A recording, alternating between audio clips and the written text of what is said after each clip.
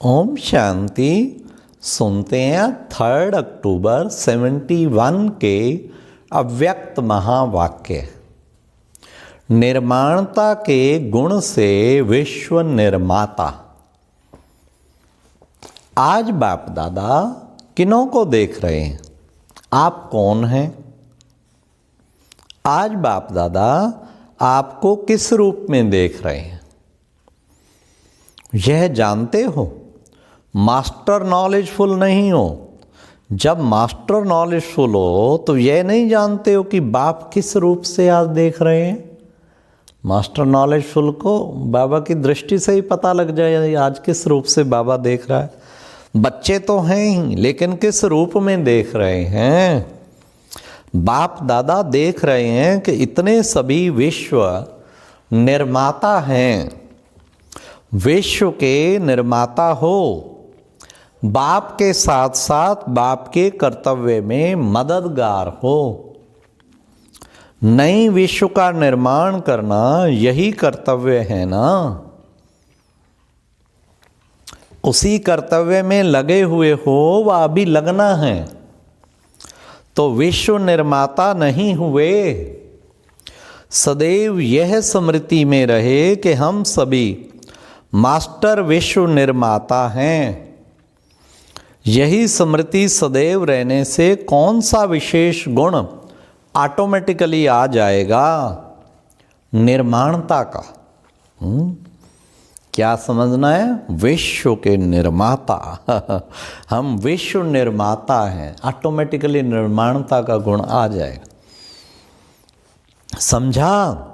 और जहाँ निर्माणता अर्थात सरलता नेचुरल रूप में रहेगी, वहाँ अन्य गुण भी ऑटोमेटिकली आ ही जाते हैं। तो सदैव इस स्मृति स्वरूप में स्थित रहकर फिर हर संकल्प व कर्म करो। फिर यह जो भी छोटी छोटी बातें सामना करने के लिए आती हैं, यह बातें ऐसे ही अनुभव होंगी जैसे कोई बुजुर्ग के आगे छोटे छोटे बच्चे अपने बचपन के अलबेलेपन के कारण कुछ भी बोल देवें व कुछ भी ऐसा कर्तव्य भी करें तो बुजुर्ग लोग समझते हैं कि निर्दोष अनजान छोटे बच्चे हैं। क्या कोई बात नहीं, बच्चा है ना, निर्दोष अनजान बाबा कहते, तो फिर फीलिंग नहीं आती ना। छोटी छोटी बातें क्या है, कोई असर नहीं होता। ऐसे ही जब मास्टर विश्व निर्माता अपने को समझेंगे तो माया के छोटे छोटे विघ्न तो बच्चों के खेल नजर आएंगे। जैसे छोटा बच्चा अगर बचपन के अनजानपन में नाक कान भी पकड़ ले तो जोश आएगा, क्योंकि समझते हैं बच्चे निर्दोष अनजान हैं, उनका कोई दोष दिखाई नहीं पड़ता। ऐसे ही बाबा ने कहा, हाँ, उनका कोई दोष दिखाई नहीं पड़ता। माया भी अगर किसी आत्मा द्वारा समस्या व विघ्न व परीक्षा पेपर बनकर आती है तो उन आत्माओं को निर्दोष समझना चाहिए। समझा? माया ही आत्मा द्वारा अपना खेल दिखा रही है। हाँ, तो निर्दोष के ऊपर क्या होता है? तरस, रहम आता है ना। इस रीति से कोई भी आत्मा निमित्त बन जाती है, लेकिन है तो निर्दोष आत्मा ना। माया ने निमित्त बनाया मेरा पेपर लेने के लिए, तो और ही रहम और तरस आना चाहिए ना। अगर उस दृष्टि से हर आत्मा को देखो तो फिर पुरुषार्थ की स्पीड कब ढीली हो सकती है क्या? हर सेकंड में चढ़ती कला का अनुभव करेंगे। सिर्फ चढ़ती कला में जाने के लिए समझने की कला आनी चाहिए। 16 कला संपूर्ण बनना है ना, तो ये भी कला है। अगर इस कला को जान लेते हो तो चढ़ती कला ही है, वह कब रुकेगा नहीं। छोटी छोटी बातों को बचपन का खेल समझ के उड़ते चलो, उसकी स्पीड कब ढीली नहीं हो सकती। हर सेकंड में तीव्रता होगी। और अभी रुकने का समय भी क्या है क्या? अब रुक कर उन आत्माओं के कारण और निवारण को हल करने का भी समय है। अभी तो बड़े बुजुर्ग हो गए हो, अभी तो वानप्रस्थ अवस्था में जाने का समय समीप आ रहा है। अपना घर सामने दिखाई नहीं देता क्या? आखिरी यात्रा समाप्त कर घर चलना है, घर जाना है। तो बाबा ने कहा कोई भी बात भिन्न भिन्न रूपों, भिन्न भिन्न बातों से सामने जब आती है तो पहले यह समझना चाहिए इन समस्याओं व भिन्न भिन्न रूपों की बातों को कितना बार हल किया है। क्या बड़ी चीज है, कितना बार हल किया है और करते करते अनुभवी बन गए हैं। कितने बार के अनुभवी हैं, याद है? अनेक बार किया है, ये याद आता है।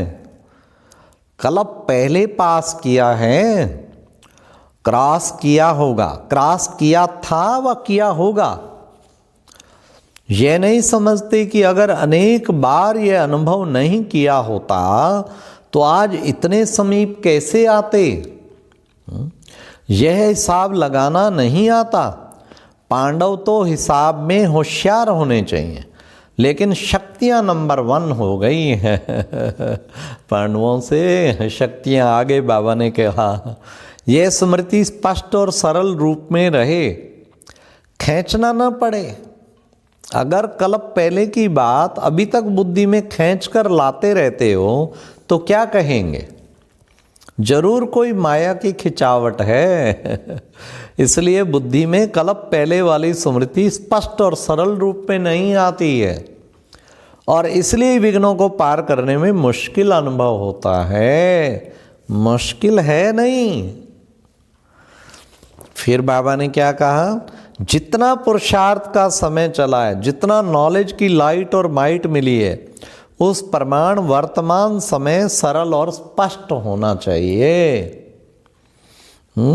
इतना स्पष्ट हो जैसे कि 1 मिनट पहले अगर कोई कार्य किया तो वह याद रहता कि यह भी भूल जाता है। तो ऐसे ही 5000 वर्ष के बाद ऐसे स्पष्ट अनुभव हो जैसे 1 मिनट पहले किया हुआ कार्य है। जैसे पावरफुल कैमरा होती है तो 1 सेकंड में कितना स्पष्ट चित्र खींच लेती है, कितना भी दूर का दृश्य हो यह भी स्पष्ट सन्मुख आता जाता है। तो क्या पावरफुल कैमरामैन नहीं बने हो क्या? पावरफुल कैमरामैन बनना है ना। कैमरा है कि दूसरे का लोन पर लेकर यूज करते हो? पावरफुल है। कल्प पहले के चित्र उसमें स्पष्ट आ जाते हैं। यह जो मन है यह एक बड़ी कैमरा है। हर सेकंड का चित्र इसमें खींचा नहीं जाता। कैमरा तो सभी के पास है लेकिन कोई कैमरा हर सेकंड का चित्र इसमें खींचा नहीं जाता। कैमरा तो सभी के पास है लेकिन कोई कैमरा नज़दीक के चित्र को खींच सकती है और कोई कैमरा चंद्रमा तक की भी फोटो खींच लेती है। तो यह वह भी कैमरा और यह भी कैमरा, और यहाँ की छोटी मोटी भी कैमरा तो है ना। तो हर एक के पास कितना पावरफुल कैमरा है, कितनी दूर की बात को आप बिल्कुल कैच कर लेते हो। जब वह लोग चंद्रमा से यहाँ और यहाँ से वहाँ का खींच सकते हैं तो आप साकार लोक में रहते निराकारी दुनिया का, आकारी दुनिया का व इस सारी सृष्टि के पास्ट व भविष्य का चित्र नहीं खींच सकते क्या? कैमरे को पावरफुल बनाओ तो उसमें जो बात, जो दृश्य जैसा है वैसा दिखाई दे। हाँ, पावरफुल बनाने की जरूरत है। भिन्न भिन्न रूप में दिखाई नहीं दे, जो है जैसा है वैसे स्पष्ट दिखाई दे, इसको कहते हैं पावरफुल। फिर बताओ कोई भी समस्या समस्या का रूप होगा या खेल अनुभव होगा? खेल ही तो होगा बाबा। तो अब की स्टेज के अनुसार ऐसी स्टेज बनाओ तब कहेंगे तीव्र पुरुषार्थी।